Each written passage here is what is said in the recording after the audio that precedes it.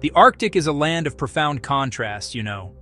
On the surface, it is a realm of ice, snow, and extreme cold, where life must be resilient to survive. Yet deep beneath this frozen landscape lies a vast and powerful source of heat. The Earth's core radiates warmth outwards, making the rock just a few kilometers below the surface perpetually hot.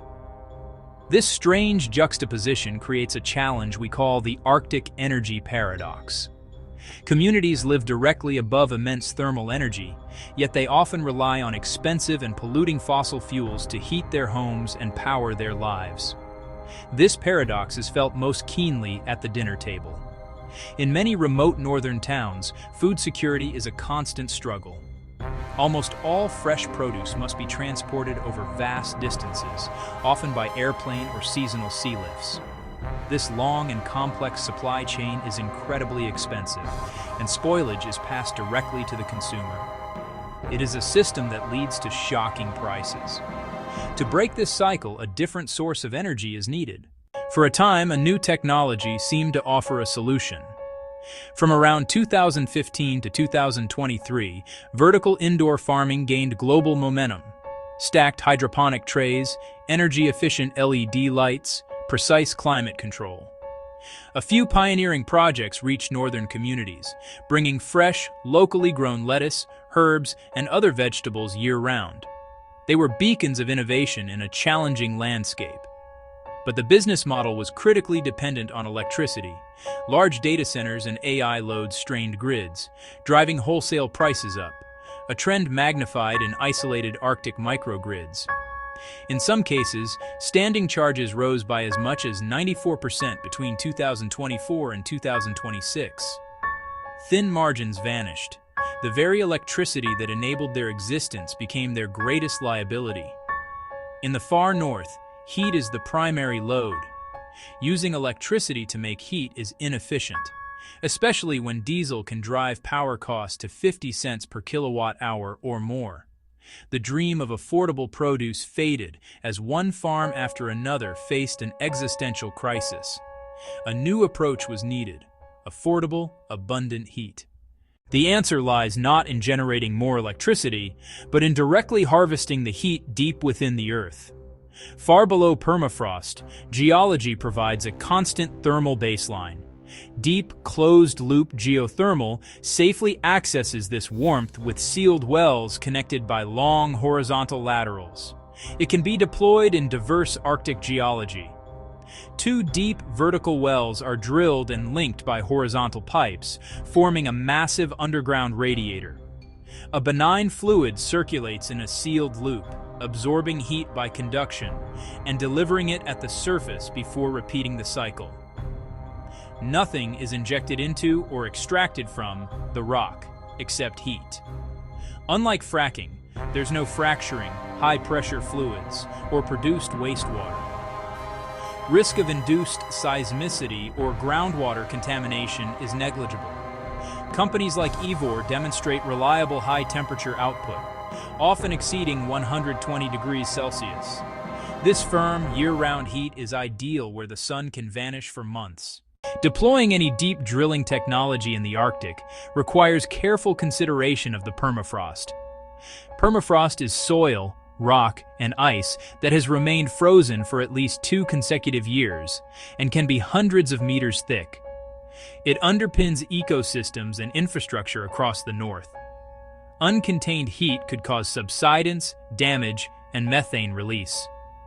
To mitigate risk, vertical sections through the permafrost use vacuum-insulated tubing, a pipe within a pipe with a vacuum in the annulus. Like a high-tech thermos, VIT dramatically cuts heat transfer, often by over 90% versus conventional pipe. The frozen ground stays frozen. Heat is contained to deep rock. Heat is delivered where it's needed, at the surface. Protecting permafrost is non-negotiable. With closed-loop drilling and advanced insulation, northern geothermal can be safe and sustainable. The design isolates hot operational parts from the cold ground they pass through, overcoming a major barrier to Arctic deployment. Once a steady and affordable source of heat is secured, the vision of local Arctic agriculture can expand dramatically.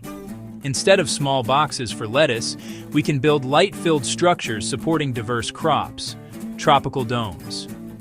Design balances excellent insulation with natural light and storm strength.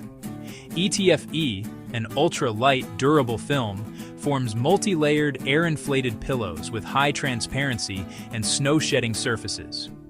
From the Eden project to the water cube, ETFE has proven scale and resilience. Aerogel glazing, mostly air in a silica network, adds exceptional R values while emitting diffuse light. A strong geodesic frame with ETFE pillows and aerogel creates the ideal Arctic greenhouse envelope. It keeps geothermal warmth inside while letting precious sunlight in. Engineered for gales and snow loads, yet calm within. Within these domes, the growing season disappears, creating a pocket of eternal summer for vegetables and exotic fruit trees alike. Building the dome is the first step. The challenge is a stable, productive microclimate. Replicate tropical conditions, about 28 degrees Celsius and 80% humidity.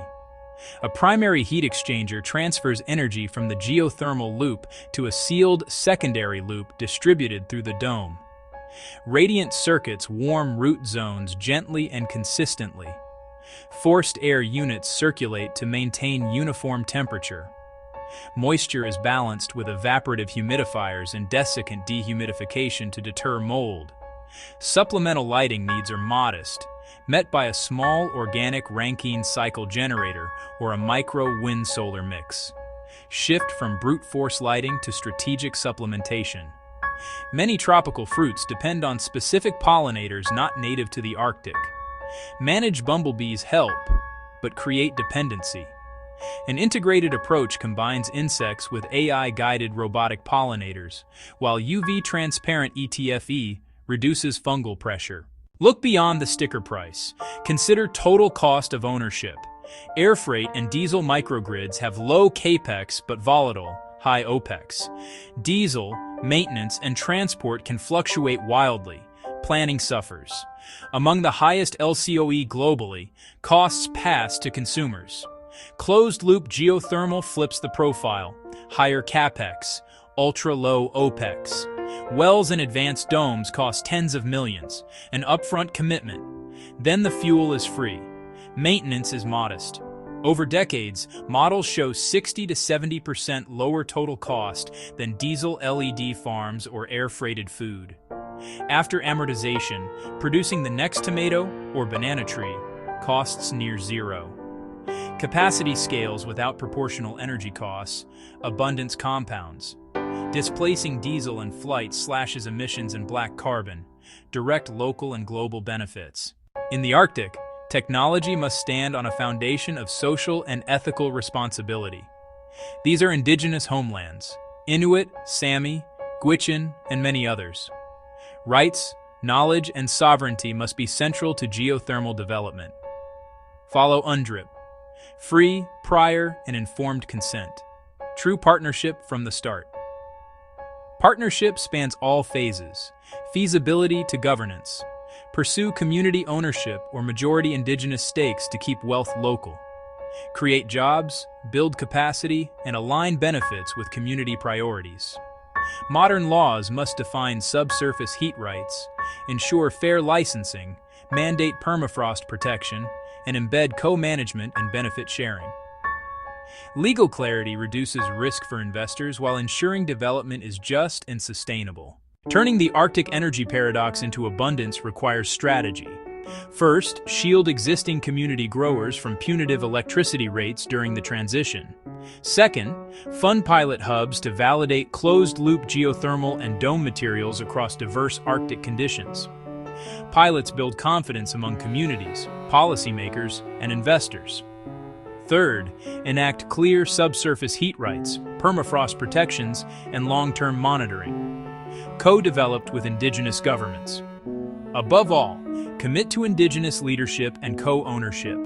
Move from consultation to co-creation. Imagine 2035. Outside, a blizzard howls. Inside the dome, it is a warm, humid afternoon.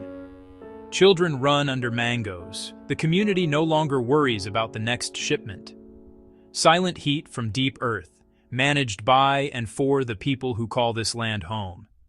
This is the future geothermal makes possible.